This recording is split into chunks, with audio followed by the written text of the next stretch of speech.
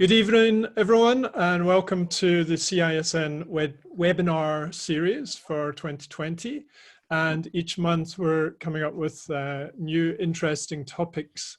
And for this one, I'm really excited to bring in I won't use the word old, I'll use the word long-term friend and colleague, Charlene Hutsebaut.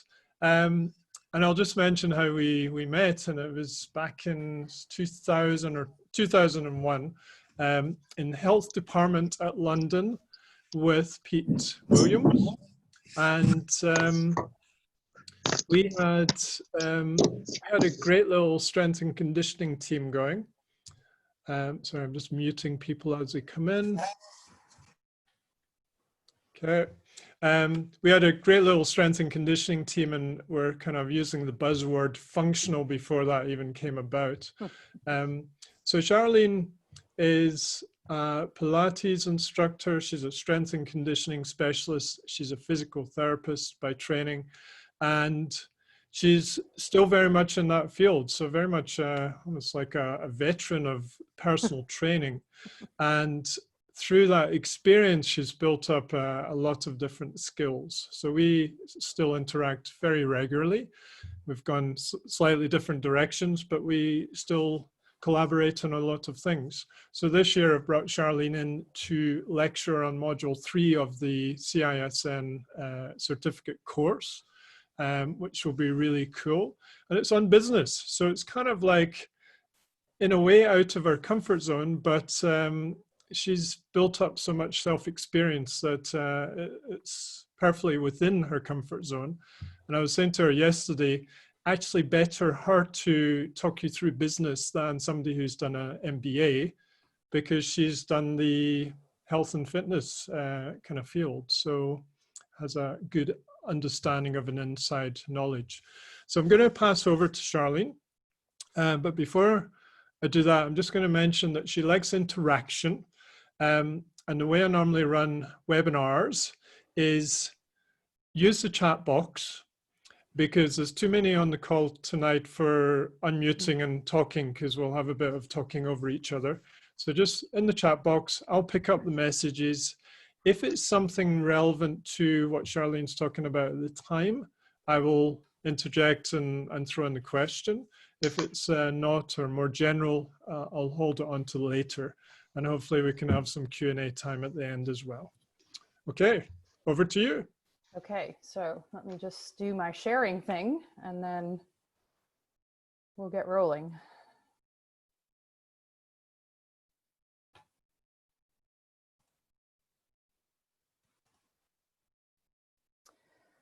Okay, so bizarrely, I put the same shirt on. It's my photograph, but there you go.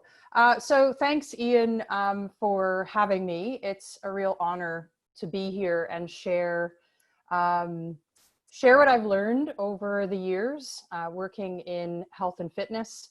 So the good, the bad, and the ugly, and lots of tips and tools for you today to help you run your business seamlessly. And I wanted to start out by saying that I do speak to a lot of other practitioners who, you know, they say, oh, you know, I love being with my clients, or I love doing the workouts, I love doing the program writing, but they just feel they're terrible at their business. And I think that could be from, you know, when I did my degrees in the 90s, there was nothing on business. There was nothing on, well, we didn't have social media then, but there was nothing on accounting or advertising or some of the elements that I'll touch on today. So I think that there is a subtle art to running a smooth business alongside all the stuff that you love, you know, like being with your clients. And one of the things that really stuck with me after university, and I have been reading that there's a little controversy on this now, was the concept of periodization. Whether you believe in that or not, periodization to me is just sort of a big word to say a plan. And I think that when we work with our clients, whether you're a personal trainer doing movement plans or fitness plans, or you're a nutritional therapist or dietitian with us today, you will make a plan for someone. And I think we forget that we need our own plan. I see a lot of practitioners who are overworking, taking every job they can, then they're doing their workouts, then they're trying to sleep, and there's sort of nothing left for them at the end. And if you had a client coming to you like that, you can imagine what you'd say.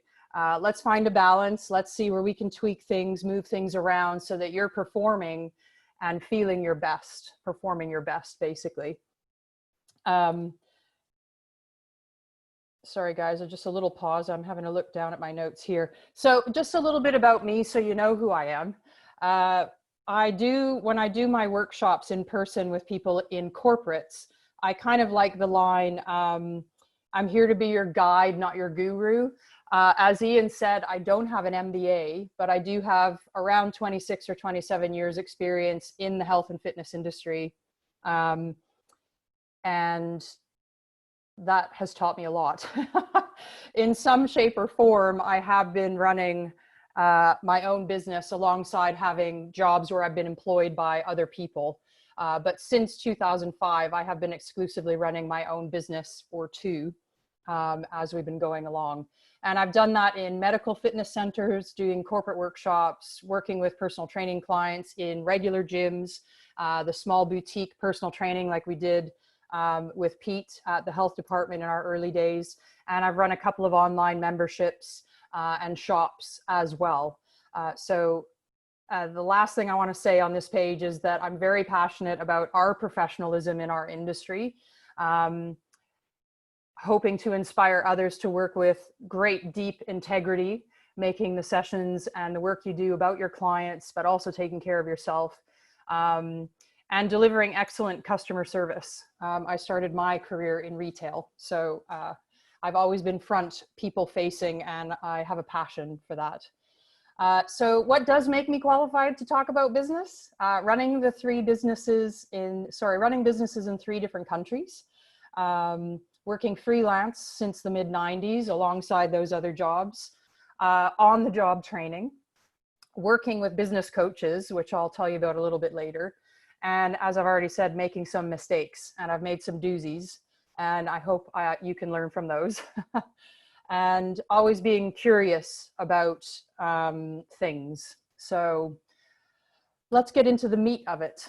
So when we think about a client in front of us, we know from our education and our experience that they are a living organism. And that is how I view our businesses. There's all sorts of different elements that need to come in that we need to look at to keep that organism healthy. And if you have made mistakes like I have, sometimes that stems from not getting your attention on a certain element or neglecting it because, for example, you don't like doing it, or it's exhausting, or you're not good at it, but we'll come to that later too.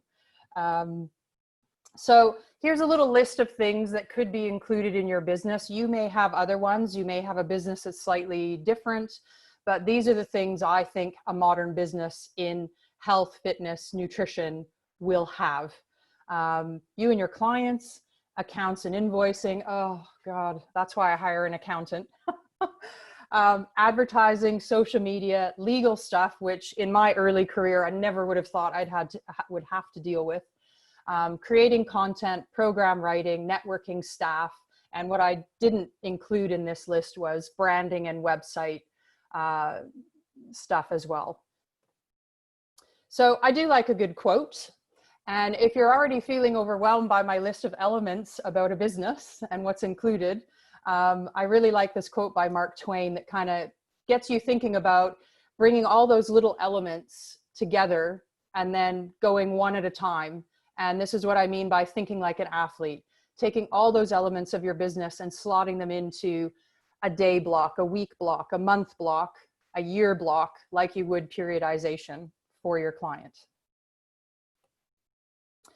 So I'm a big believer in delving into yourself. Ian and I have had many conversations about this, knowing yourself, knowing why you do what you do. And we will come to this a little bit later because I have a practice. As Ian said, I like to be interactive, but I also like to give you things to think about. I don't want you to just be bored listening to me for the next hour. So just for now, You can get a pen and paper ready for later, and you could do this on a device, a phone, note, or whatever is your method of writing things down. But just for now, I want you to think about, down deep, why you do what you do. So why do you do the work that you do?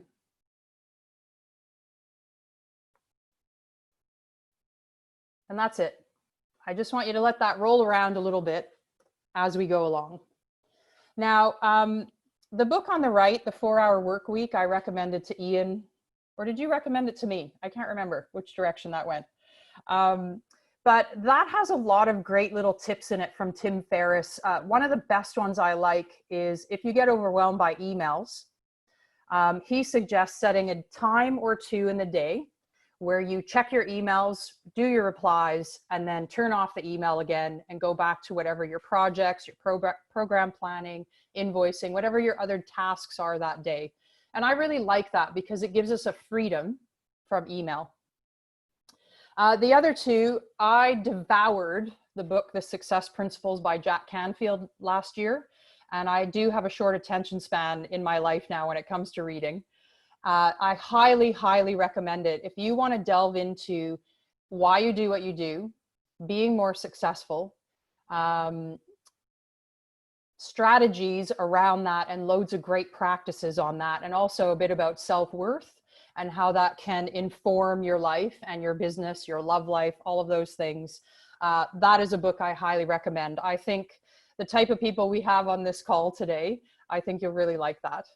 And then The Big Leap by Gay Hendricks. I like this book because it touched me in certain ways about limiting beliefs.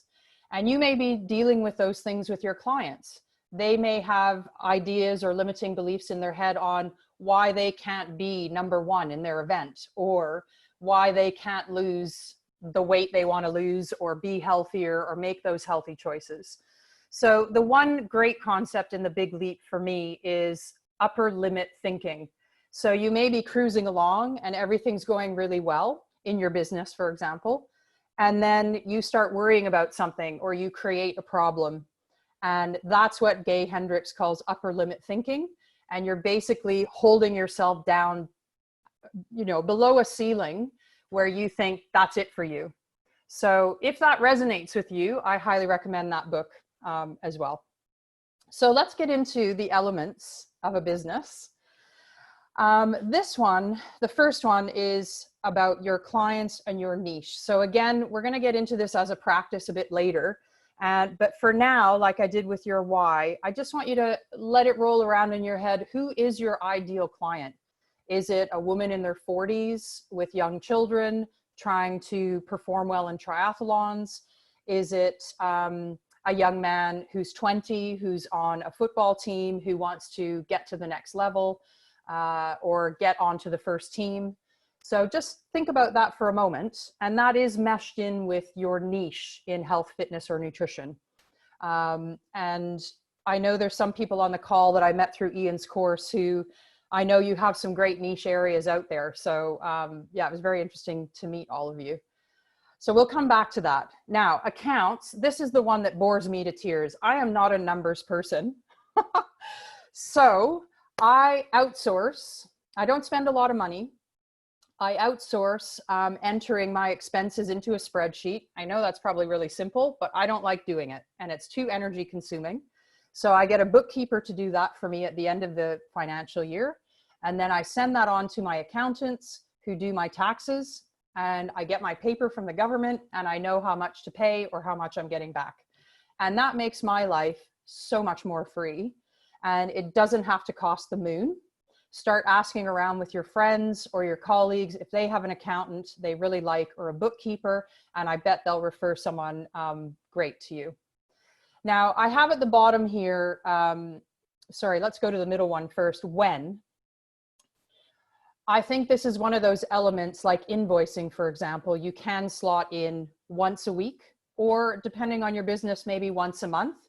But I think it's important that you're getting paid, and getting that invoicing done and out there is really, really important. And also, I'm just going to touch on here, because I don't think I put it in anywhere else, that if you are doing sessions before you're getting paid. This is one area I will highly suggest, because I'm guiding you, not being your guru today, right? I highly suggest you take payment before sessions. Now, the reason I say this is because it's easier to implement cancellation policies because the client has already paid you. It makes you feel better about the process, and then you don't have to chase people.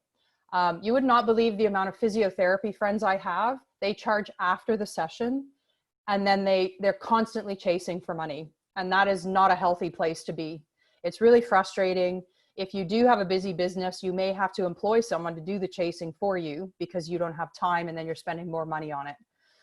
So I do suggest you ask for the money up front, whether it's one session, a pack of 5, a pack of 10, or if you're doing ongoing training, you could do, I've never done this, but I've had personal training friends who have done a direct debit for their clients per month, and then they get 2 sessions a week.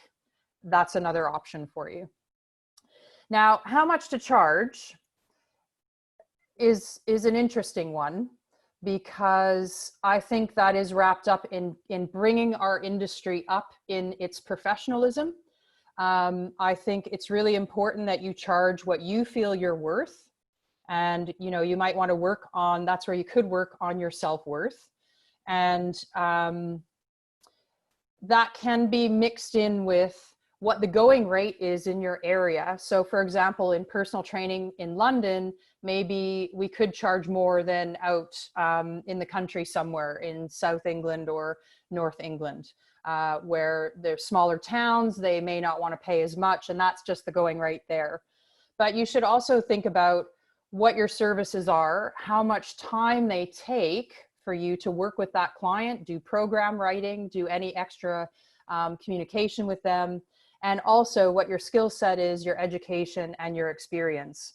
So I guess in my mind, when you're just starting out and you're just out of university or out of your certificate program, perhaps you're in the lower end of the scale as far as what you're charging, but you can quickly step that up as you gain more experience.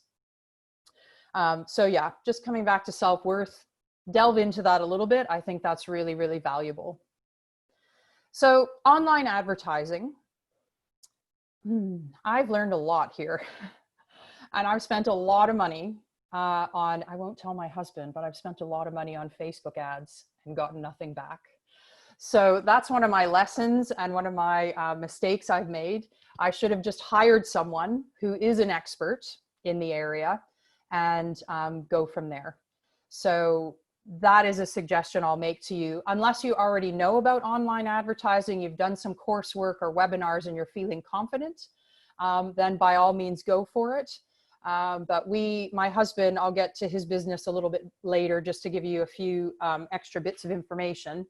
But we hired someone who is an expert in advertising campaigns on LinkedIn and Facebook. And we ran a 12-week campaign with her where she put one thing out every week. It saved me about 4 or 5 hours of work. And it was fabulous. And it did bring us business. So yeah, there is something good about hiring an expert on that. Social media, I am going to do a whole section on this, but I just thought I'd put it in because it makes sense to me to have everything on its proper list. So we will come back to that. So the legal stuff, now you might have thought, oh my gosh, what's she talking about? Was she sued or what happened? It was nothing like that. I know you all have insurance anyways for what you do, but legal stuff, what I mean is having contracts for your clients, especially if you're working in the corporate world.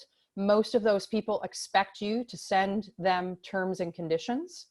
The person I've listed here, off-to-see-my-lawyer.com, she's an old networking friend, and I simply recommend her. I get nothing out of this other than she has a great thing to offer you. She calls them oven-ready documents. So if you go to her shop, you can get freelance contracts, you can get a website health check, you can get things about GDPR. There's all sorts of things there that will help you to run a really solid business from the legal side of things. And those oven ready documents are much less expensive than having to go to a lawyer properly and get charged per hour by someone. So do check her out. Think about what you need.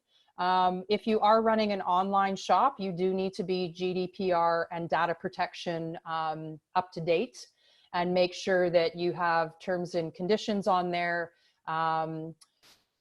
privacy policy, and terms of business. So those are really valuable things as well. Now, creating content. Back in 2008, I started running an online membership with a business partner who happened to be a nutritional therapist and a yoga instructor. And we were all revved up. We were doing this in-person, health and fitness program in London. And we thought, this is great. Let's put it online. And we used one of the early membership platforms. And we just gave it all away for free. And then when we wanted to charge for it, nobody bought anything. So that was a big learning experience as well. We know much more now about online memberships, how they can run, giving a freebie to get someone's email to then communicate with them more, and then upsell them to the next thing and the next thing. So that's a whole science in itself as well, which if I was doing more of that, I would definitely hire someone. So there are email campaigns you can do, marketing funnels you can use, and all sorts of things. But just the content itself, you can write articles, blogs, videos, social media posts, how-to guides. You could write a book like Ian has, and is on his second one apparently. So there are all sorts of things you can do. I will say to you, there are not going to be many times where you are asked to write an article and get paid for it. In my career, I have had that once.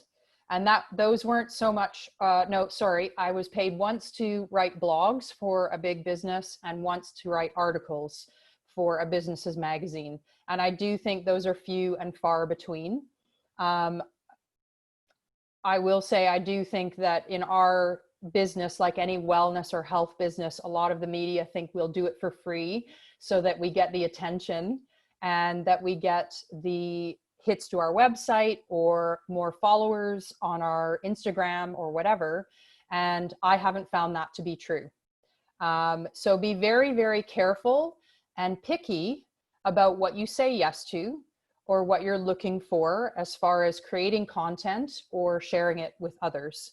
The other thing I'll say in here, which I haven't put anywhere, is in the webinar, is about workshops. I've done workshops for like a day workshop for women, for example, where I wasn't paid for it, but promised that I would get a load of followers, and that doesn't happen all the time.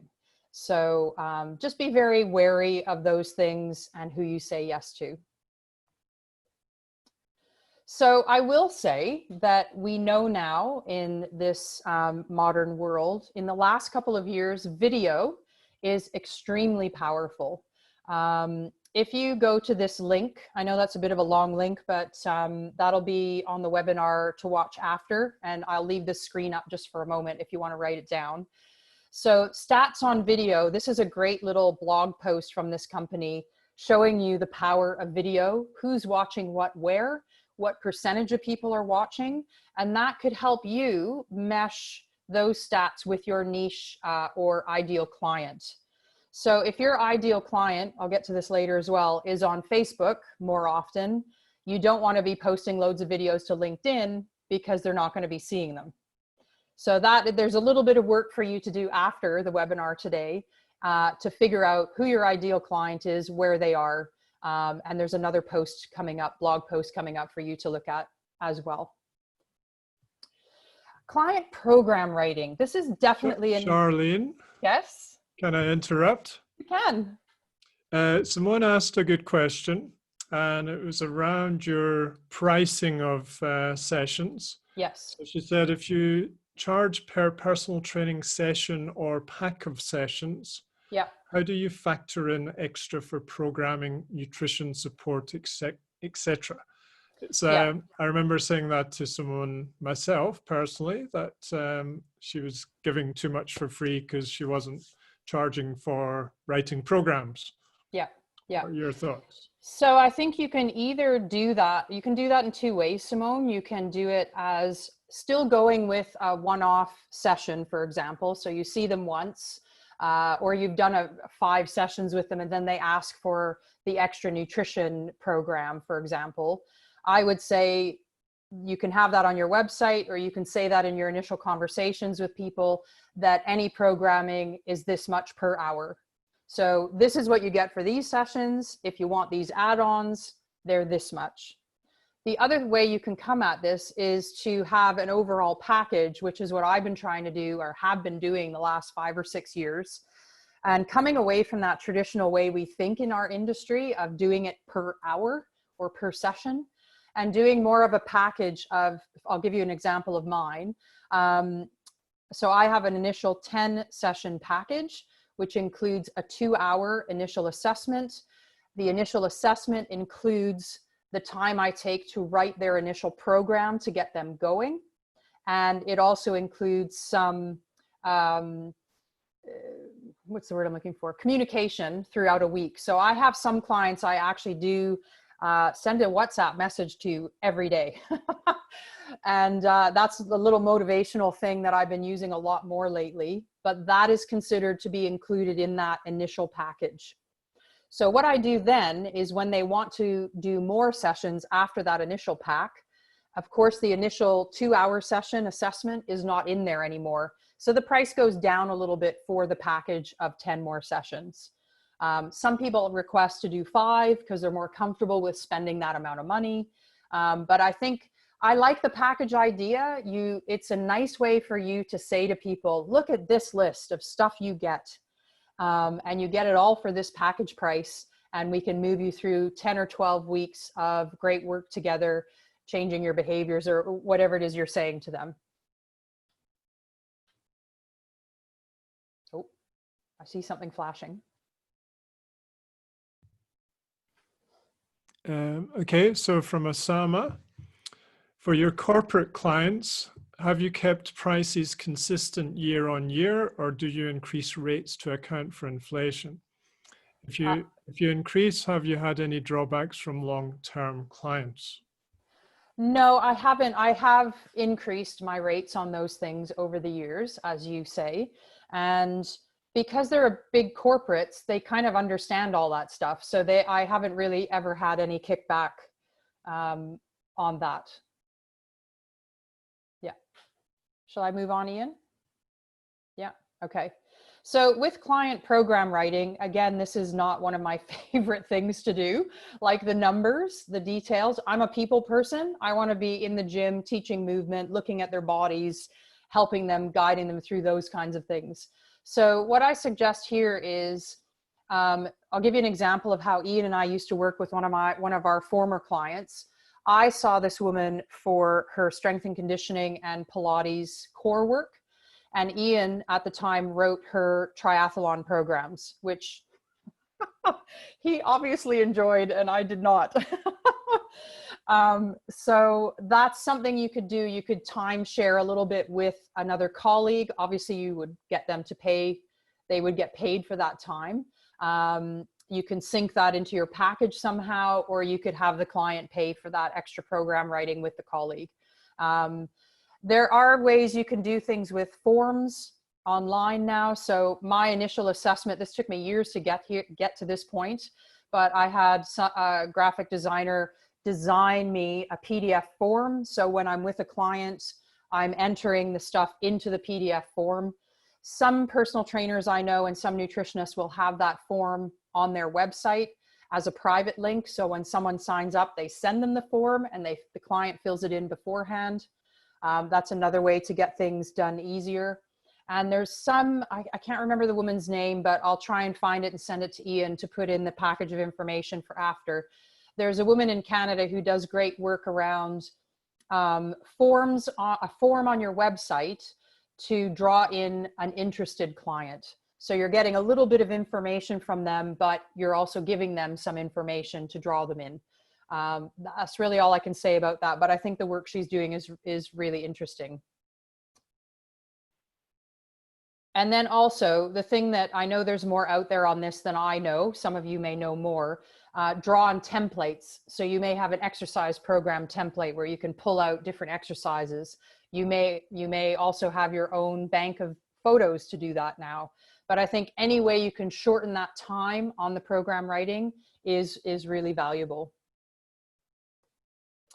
Now, networking, I've always been, because I've already mentioned, I'm a people person. I've done loads of networking in person in London. I've done loads of networking just talking to people I know and saying, oh, I'm looking for this kind of person to connect with, or my client needs this kind of nutritionist, for example. Do you know anyone? And so there's a lot of talking and a lot of asking, and sometimes people will say no, and that's fine. I think we all need to get used to people saying no to us. If we do ask, we might get that. And connecting with potential clients, you could do that via LinkedIn, though I have to say I am not a big believer in cold call LinkedIn messages or DMs. Some of you out there may be more comfortable with that, but I don't like it when someone cold call DMs me on LinkedIn, so I don't choose to use that method. But we all have different ways of working. So client sessions, this is a really interesting one, I think, at the moment, now that we've all been on lockdown in whatever countries we're in. Because I had used Zoom before for client sessions, clients who traveled for work, and I would see them in their hotel room for a workout. I already knew that. I've already done loads of live video streaming on things like Twitter Live and Periscope and Facebook Live.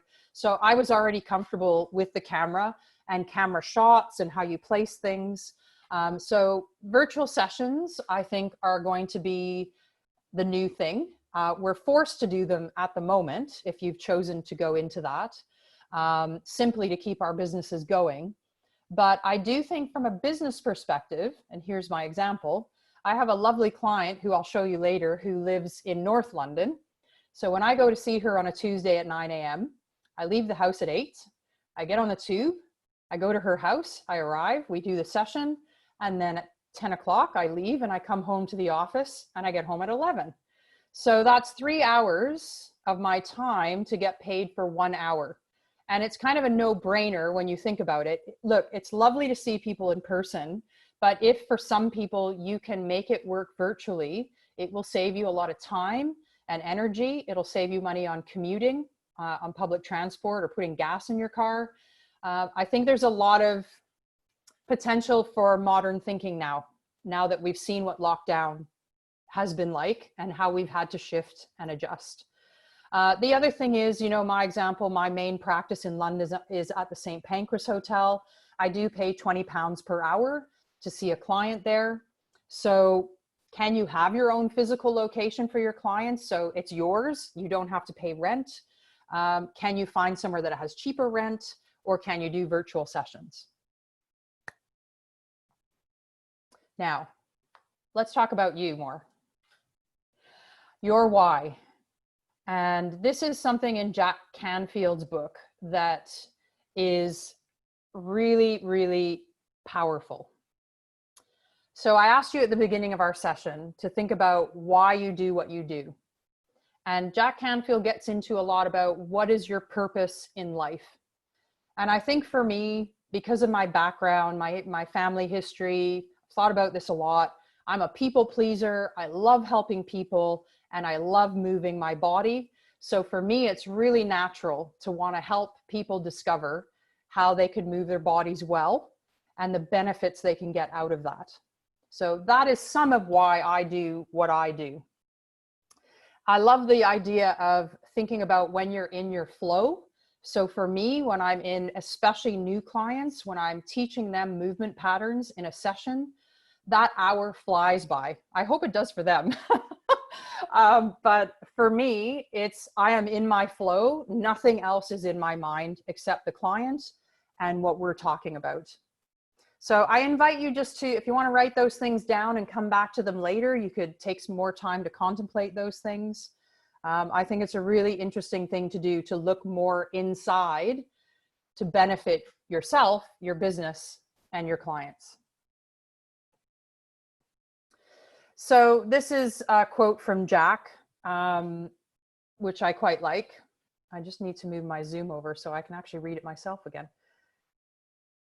And this is where, when you think about everything you think, say, and do, the everything you think, we're learning more and more about neuroscience and positive thinking and affirmations and how those can change our behaviors. So not only for ourselves, but also for our clients, because we are trying to help them change their behaviors around their health so they feel healthier, perform better in their sport, or whatever it is their goals are.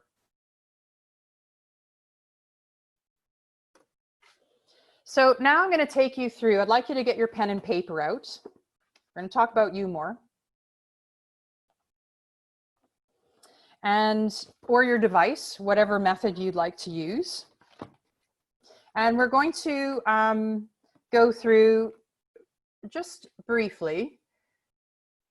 You can write these down, or you can come back to the webinar later and go through this again, or you can get Jack's book. Again, I get nothing out of it monetarily other than the fact that I think it's very powerful and valuable. So, life purpose exercise. We're going to go through 4 statements or questions.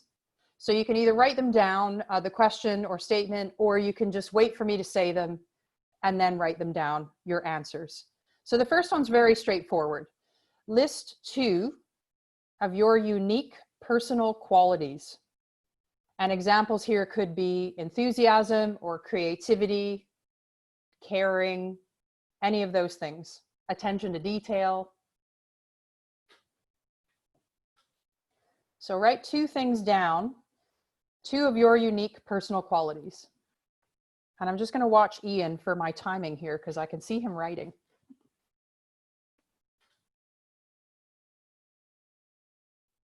Okay, so the second statement or task is to list 1 or 2 ways you enjoy expressing those qualities when interacting with others, such as to support or teach or inspire.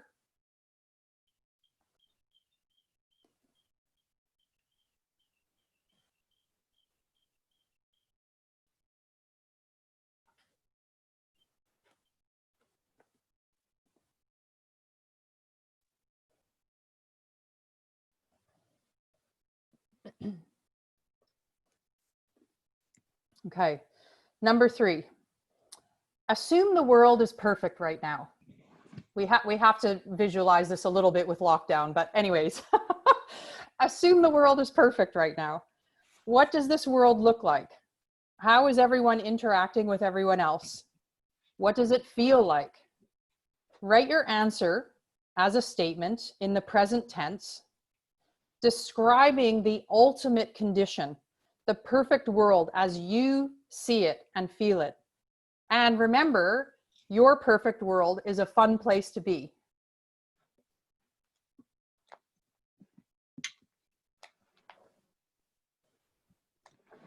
And if you're sitting struggling a little bit, I'll just give you an example from the book, which is everyone is freely expressing their own unique talents, or everyone is working in harmony.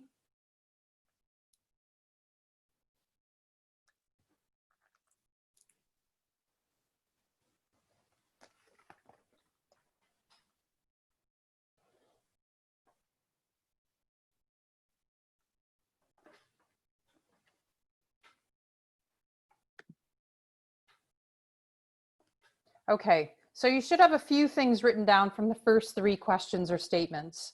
Now we're going to, let me say the statement and give you an example so you know where you're going with this. Combine the 3 prior subdivisions or statements of this paragraph into a single statement. So here is an example from a holistic medical doctor listed in this book. To use my vast knowledge of integrative medicine to educate, inspire, and empower people to live longer and healthier lives. So you're taking the first 3 things we worked on and combining them almost into what I'd call a mission statement.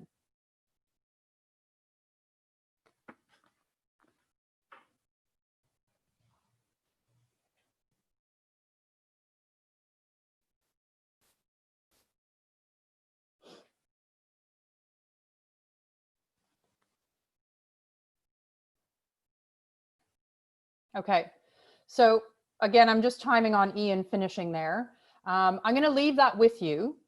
I'm sure that Jack Canfield may have a bit on that, the life purpose exercise on his YouTube channel, possibly, or it's definitely in the book. But you can come back around to that and see how you want to shape that for you. So just coming back to the self-worth thing, it's a big thing. I've struggled in the past with charging what I'm worth. I think if you use your scientific side of your brain, which many of us in this room will have, if you think a bit about what you charge simply from your time that you are devoting and giving to a client, then it makes a lot of sense that you want to charge what you're worth. But sometimes we have those limiting beliefs I mentioned before that hold us back. So I invite you to work on those things in yourself. If you think you're sitting there thinking, oh yeah, that's kind of making sense to me. There is a reason I'm not asking for more money. And it's okay to ask for more money. It's okay to be paid for what you do. So let's talk about your ideal client. So what I'd like you to do now is, again, write down with whatever method you want, your ideal client as close to the age you think they would be, or they already are. Maybe you're with your ideal clients already. The activities they want to participate in, what their goals are, what their job is, and what their lifestyle looks and feels like.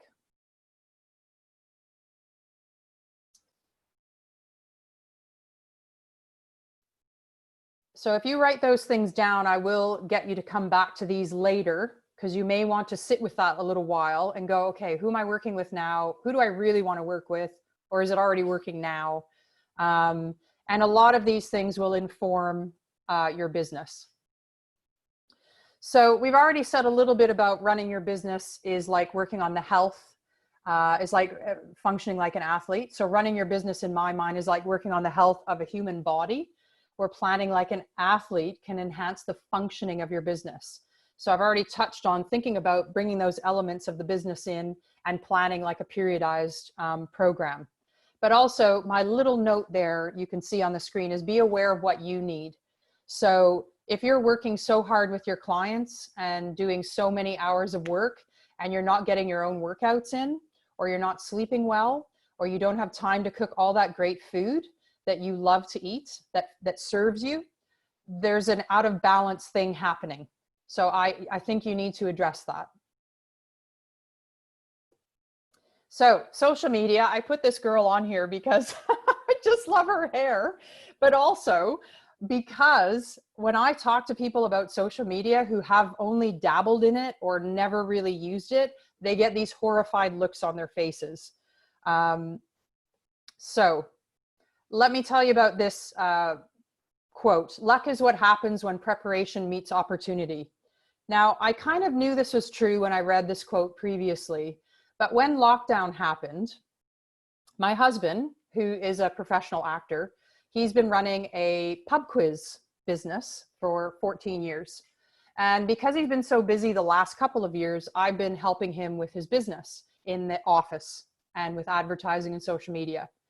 So we put together a shop where he has pre-written quizzes on his website. We have a few other things in there, and we worked really hard with our SEO, our website, our blog writing, and our advertising woman I mentioned already, to get ourselves ranked at the top of Google when anybody enters something like pub quiz company, corporate event, corporate pub quiz, all those things. So we were kind of cruising along, building our business, and then lockdown happened. And that's when the opportunity came for us. We'd done all the groundwork like an athlete would in their fitness building and early stages of a periodized program. We'd done all the groundwork, and all of a sudden this opportunity came with lockdown where everybody's looking for a game or a quiz online. And it gives me I'm getting goosebumps right now thinking about it. In the middle of April, we had a week, magical. I have no idea how it happened. We had 10,000 hits on his website, which if you've been dealing with your website or you talk to bloggers, that's a big deal. It's come back down now. I think that's tracking with feelings of lockdown. Oh, I'm more comfortable now. I don't need to look for stuff to do. People are knowing what to do. So I do love that. Luck is what happens when preparation meets opportunity. You could use that with your clients as well. So social media. If you don't think social media is powerful, read this stat.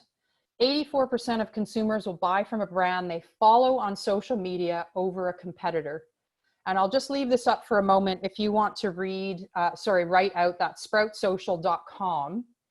That's a really great blog post to look at for social media stats of what types of people are using what social media platforms to help you then compare that and mesh it with your ideal client. So you know where you should put more time into your social media. So we had a question about corporate clients.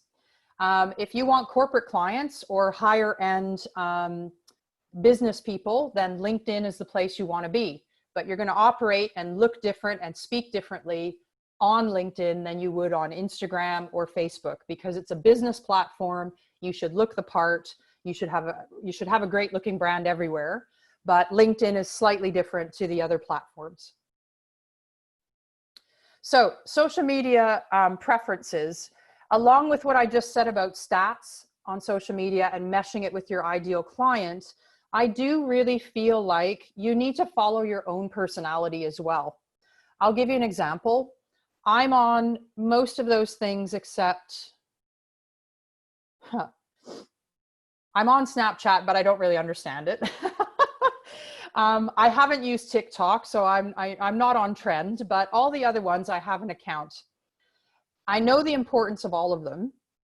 Instagram frustrates me because as much as I like beautiful photographs and I like taking photos, I find having to put in all the text below and making it meaningful, I'd rather talk to someone about those things. And also you can't share seamlessly on Instagram. Whereas on Twitter or Facebook, as examples, you can retweet or share across to your friends, your family, or your colleagues. So if you want to share stuff, I find that Twitter and Facebook are more shareable. You can repost on Instagram, but most people I find want to keep their Instagram their own. So there isn't a lot of cross-pollinating there. So think about what platform feels good to you, which one of you enjoyed, and see where it takes you. So I had a conversation with someone a couple weeks ago, and she didn't know what a hashtag was. And I had to keep a look of surprise off my face and just briefly explain that a hashtag, in my mind, is a way of searching for something on a social media platform or a way of being discovered. So I do suggest that you look up any world or national events that pertain to your ideal client. So if there's a major triathlon event happening and you know it's going to be trending on Twitter, for example, that's probably going to be a hashtag. I would use that hashtag in the lead up to that event. So London Marathon's a great example. The month before, marathon stuff is everywhere online. Use the hashtag marathon, London Marathon, etc. to help yourself be discovered. And then also every day, if you do go onto social media each day to do some planning, look at the daily trends. So at the moment, COVID-19, coronavirus, lockdown, quarantine life are hashtags that are trending a lot. So if you can make that relevant, while home workouts, for example, or eating well at home during lockdown, you can use lockdown as a hashtag. I do like to make the post relevant to the hashtag. I don't really like those people who put all the trending hashtags in one post just for the fun of it and to get attention, but make it relevant to what you're talking about. So community, in my mind, drives your content. What do people in your niche area want to hear? What does your ideal client want to hear? So create your own content, post from other sources you respect and trust. So if you want to post from the Mayo Clinic, or you want to post from your nutrition university or school, that's a great way to get more content out that you don't have to write. and listen to your clients on the ground. What are they struggling with? What are they asking you? And you can even go so far as to look for those ideal clients online and look what conversations they're having to inform the content that you are sharing. And on social media, if you have an account somewhere, please interact with people that talk to you.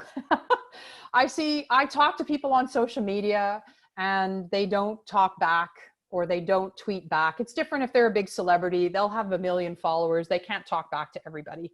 And actively listen. Again, look at what people are talking about and respond to people. So just a question, Charlene. Yep. From Paul. Hi, Paul. Do hashtags work as well on Facebook? He uses them on Instagram, but not on Facebook. Yeah, I would put hashtags on everything, especially if you have a public page or public profile on Facebook. You will get attention from those hashtags. Yeah. Okay. So this is an interesting conversation, I think, because I do say to people who are just starting out in social media, have a plan, write a bit of content, write some tweets or some Facebook posts, or think about what video content you want to do, and then plan when you're going to do that in a week. So that it feels overwhelming if you think, oh my God, I've got to post something today. What the heck? What am I going to post? If you already have it planned, and maybe you could even run with a theme that week, or run along, if it's London Marathon coming up, you could run with, how to hydrate, how to do a longer run, how to eat well the day before your longer run. You can see where I'm going with this, but that'll inform your content. So I think when you're in early stages, it's really important to plan your content if you're sort of a newbie. And then plan content later does help those of us who get really busy and our businesses grow, so that you can then pre-schedule some of your content. And I have a friend who does really well on Instagram, and she does a live video every Monday morning. That content that the topic she shares is decided by her followers.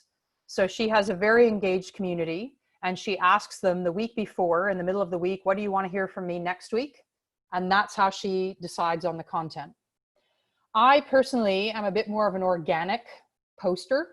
I have to work a little harder on the planned aspect, and I do think it is valuable to a business. So you can use either or, but always be led by your community or your clients.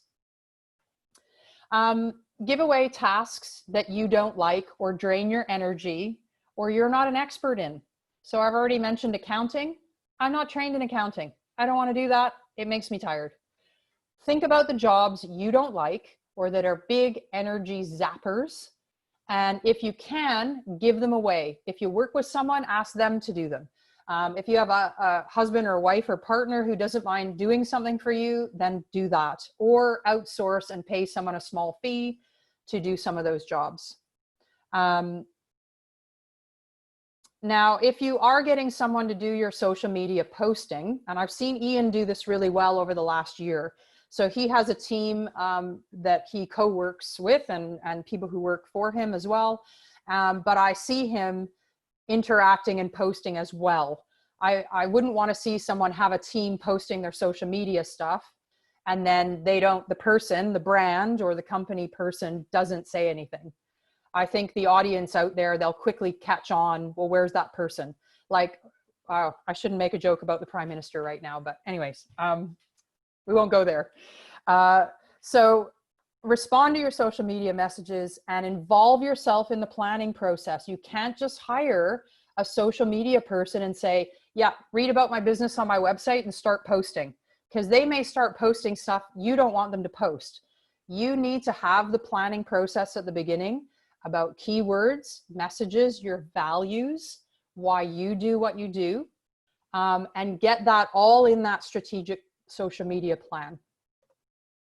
So when it comes to having a coach, I think that's really valuable. So on the left is my friend Mandy Leto, And I do recommend following her on Instagram. She has some amazing, she's very clever and very smart and very insightful. And she has some amazing stuff for those who are overachievers, which in health and fitness, many of us can be. So look her up, Mandy Leto. Now, the reason I'm mentioning her is because she has become a friend, but in the beginning we were kind of coaching each other. So we'd catch up on a Monday morning and say, what are you going to do this week? Yeah, okay, I'm going to do those things. What are you going to do this week? And then we'd report back to each other. So that's a way of getting a coach. She happens to be a coach, but you could have a friend who's a personal trainer, another nutritionist, and just simply check in with them each week. The lady on the left is one of my clients. I've been working with her for 12 years. She's lovely. She is an MBA, so a chartered accountant.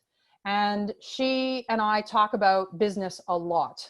Now, we have the type of relationship where she doesn't mind discussing that in her session, but I will caution you, do not ask clients for their expertise or advice in their session that they are paying you for unless you know the relationship can handle that. What you could do, if you really value their opinion and their advice, is say, could we do an exchange? So do you mind, I'll give you a nutrition session if you give me a business session. And I've seen that work very well in the past. So we come full circle. Planning like an athlete. Think about all those business aspects, elements that you need to have a healthy, functioning business like an organism or a human body. You need all those little things implemented. Look at where you can outsource and get help. So that gets you into your zone of genius or your creative area. And make sure you are taking care of yourself in the process as well. So I've just added in here activities and workouts. I mean your activities and workouts, and rest and recovery. I am a huge advocate of rest and recovery. I think too many people forget about the power of those things. I know I've worked with some athletes and some very alpha type personalities who don't like the word rest because they think it makes them weak. So I use recovery with them and I explain the value of it and how that will help them perform better later if they get that recovery in their plan. So I'm hoping that what I've said to you today and shared helps you to build and sustain a resilient strength and focus within yourself, and as you enjoy and grow your business. Thanks for having me. I hope you have some questions. Thanks, Charlene. I think that's the first ever business webinar I've personally experienced. Oh, good. It was really, really interesting. It's lovely to learn outside your own box. So we're on Q&A time. So we've just hit 6 o'clock UK time. So if you need to go, head off. You can get a recording. Probably tomorrow we'll have it ready. If you want to hang on and ask a few questions, Charlene's available. And you can either type in your question and I'll read it out for Charlene, or you can just say question in the chat box and I'll invite you to unmute yourself. Okay, right. We've only had one so far. Sorry, okay. I have to leave early. Very insightful. Okay, so what Charlene gone through: social media, business administration systems. Okay, we've got one from Adam. If you're trying to work with younger or youth athletes, how would you recommend appealing to them, i.e. appeal to them or their parents? Yeah, I think Ian, you've hit the nail on the head there. I think you need, if they're under 18, you definitely need to be dealing with their parents as far as disseminating information. But having said that, whatever information or ads you're doing, you do need to appeal to that younger generation. So if your ideal client is a 14-year-old high jumper, for example, you need to think about what their interests are, what colors in a brand they'd like, what language they use, and then of course any of the business stuff you have to tailor to the parents. Yeah, I'd agree with that. you can attract both the parents and or the kids. So like I see teenagers in my practice. It's not necessarily them finding me, it's generally the parents finding me because of I mostly work with adult athletes.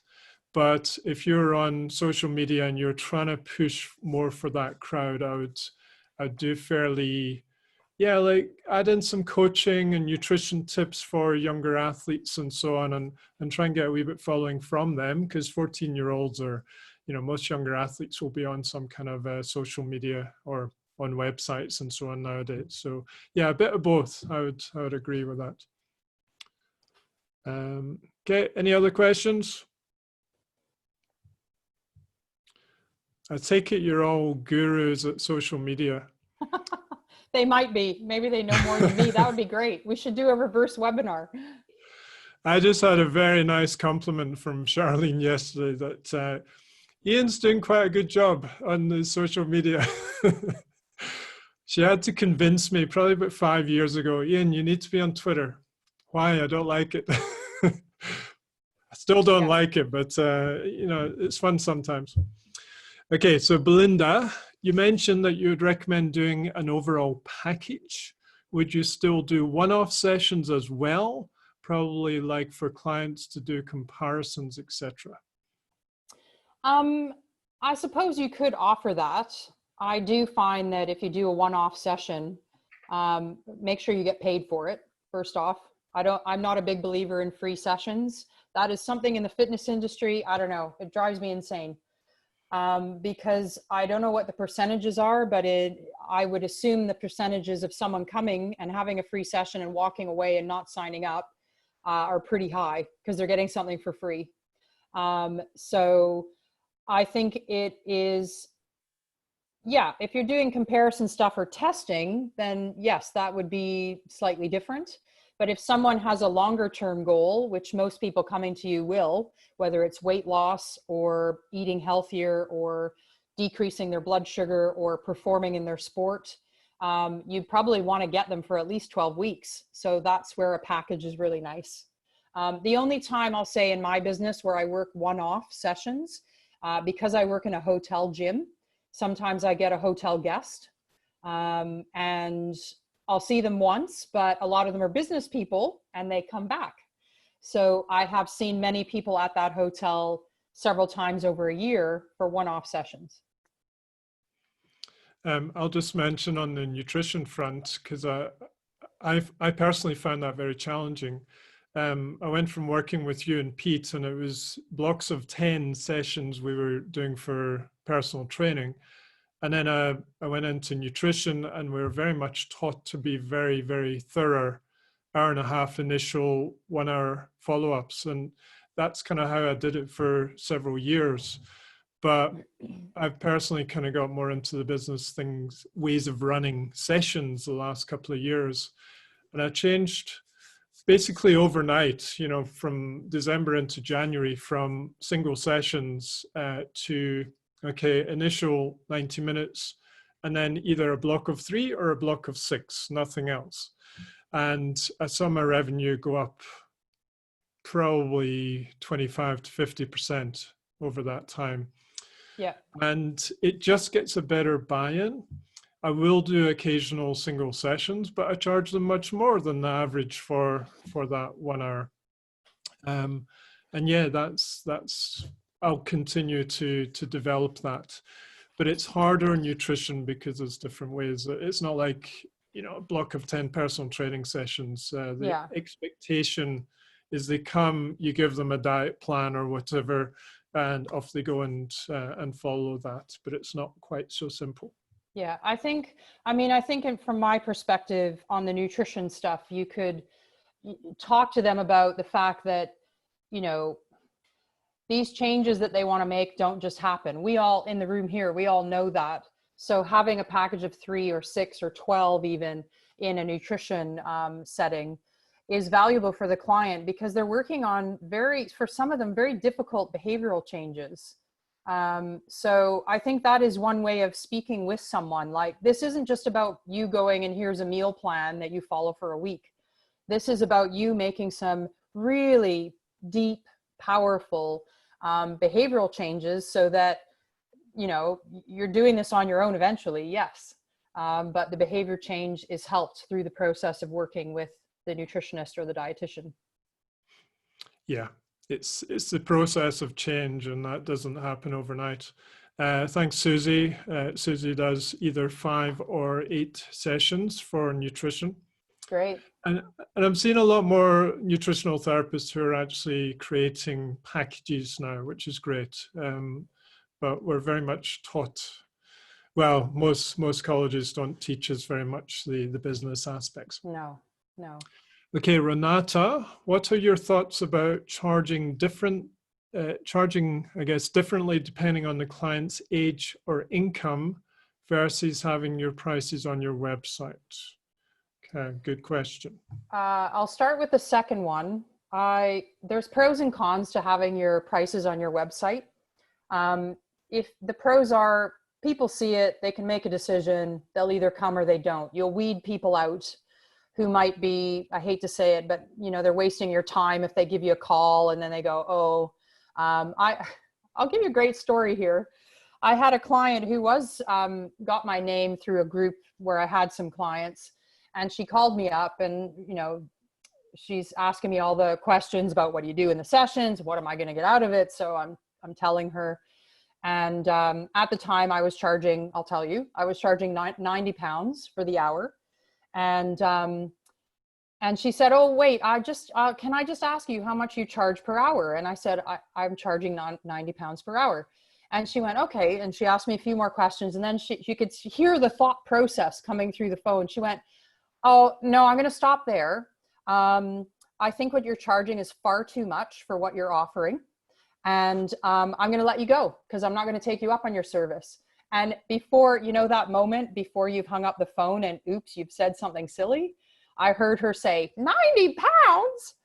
So, you know, if you have the prices on the website, you'll weed out people like that who either don't value your service and what you're charging and what you have to offer, or can't afford it. That's fine. If you have people who can't afford your price, I had to get used to that because I wanted to help everybody, but you can't help everybody all the time. So I think you need to think about your ideal client. They'll probably have a price range as well on a price point and go from there. Sorry, what was the first part of the question? I got sidetracked. Charging different prices based on the client's age and income. I think that's a personal choice. I guess I'm coming more from the perspective of choose your ideal client, choose your rate based on the going rate, your skill set, your experience, your education, and stick with it.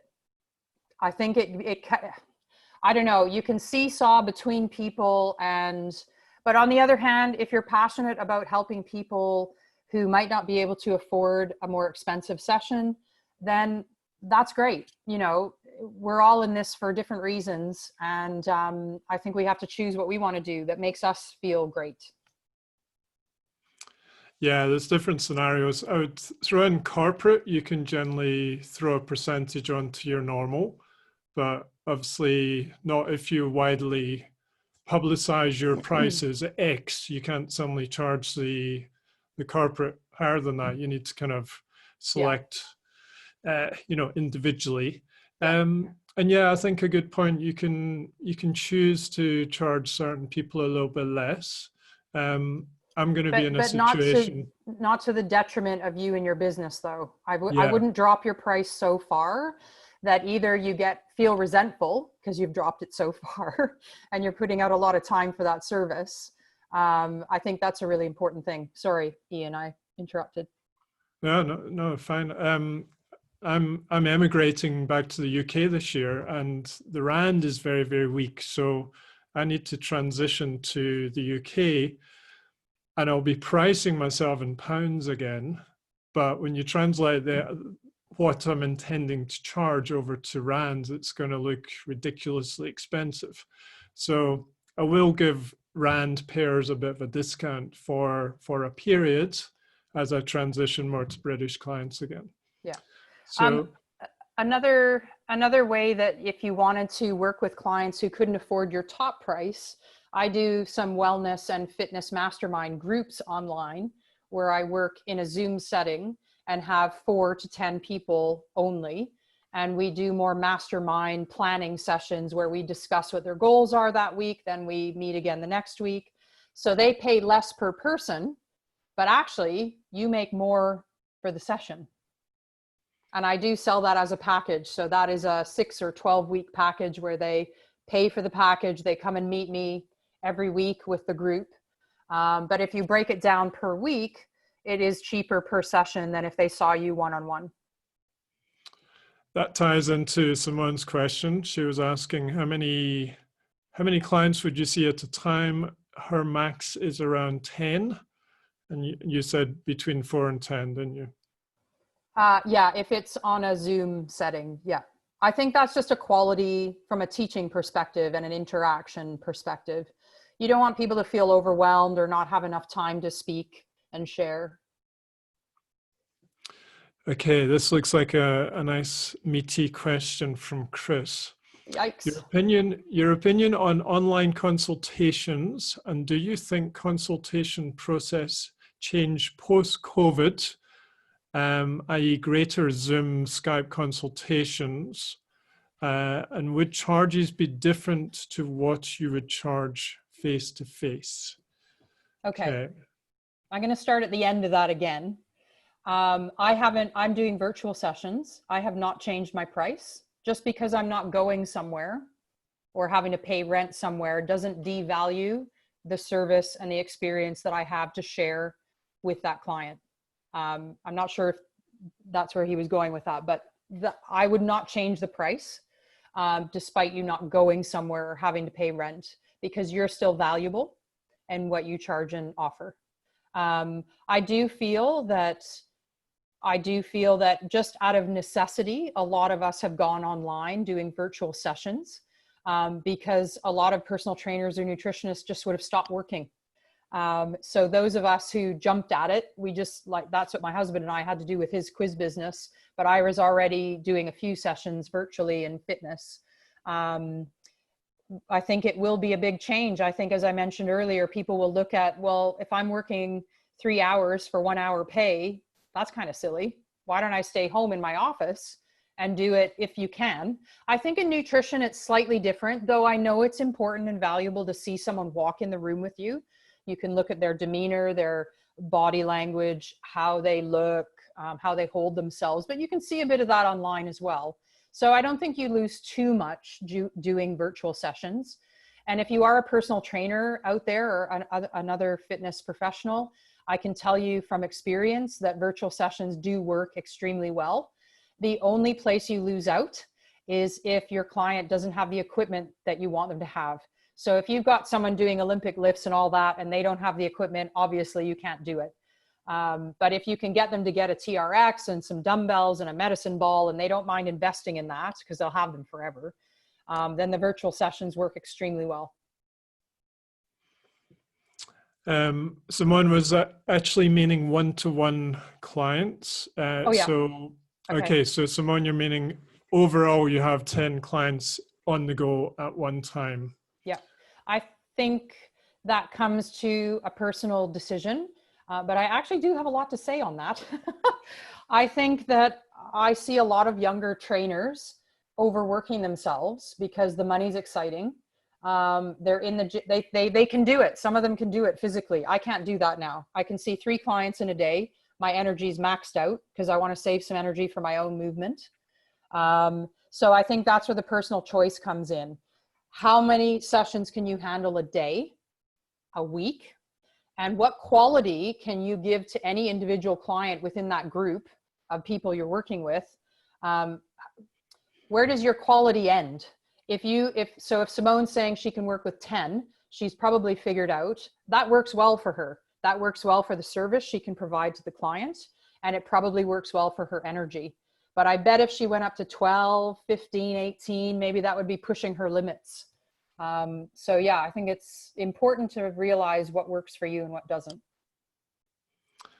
Yeah, I second that.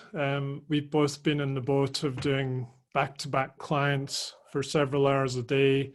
I've done it on nutrition, and you just kind of walk out of there like a zombie at the end of the day, and then you don't have energy for your own exercise, for your own self and the business you want to do. So yeah, it's a personal balance. You'll generally find, yeah, younger, earlier in the career, you'll do more, but then gradually as you get older and more experienced, put the prices up, get a little bit more exclusive and offer a bit more, and then have more breaks in the day. Okay. Right. Any last questions? I'm going to give a 10 count to any last questions, and then we'll wind up. Oh, Paul got one in before that. Okay. Do you set aside a regular period each week to deal with social media to establish a routine? Yep, and I think that I said earlier, that's part of me. I do struggle with that a little bit, but I try and put in an hour or two at the beginning of the week where I pre-schedule stuff, posts. So you can use something like Hootsuite or TweetDeck, things like that, where you can cross-pollinate and post to all your different accounts. There is a plugin that I use in the back of my WordPress website that does, I can't remember the name of it right now, but you can pull in all your social media, and then you can post out your blogs you can schedule all your blogs to go out automatically. So for me, I like that because I can get a little bit of the stuff from my blog, the information I want people reading, out on my Twitter without me having to sit there for 10 minutes going, okay, here's the link, here's what I want to say, and here's the photo I want to use. This way, it just pulls it out. The photo's already there, the text is already there, and it posts it. So yeah, I think it's valuable to plan, especially if you don't like social media. Planning it and pre-scheduling it is a great way to start. Thank you, Charlene. Thank you. That's wonderful. We had quite a few questions there at the end. So I really, really appreciate that. And we've had lots of nice feedback from people already leaving the meeting. Oh, good. And we look forward to a bigger version of this in September. Yes, well, there'll be more time for the personal practice stuff than we had tonight. Great. Yeah. Thanks everyone for joining us, and we'll be in touch soon to let you know about next month's webinar. Oh, and we're starting the first online course of the year next week. So if anyone's been sitting on the fence thinking about it, just give us a shout. Okay, bye for now.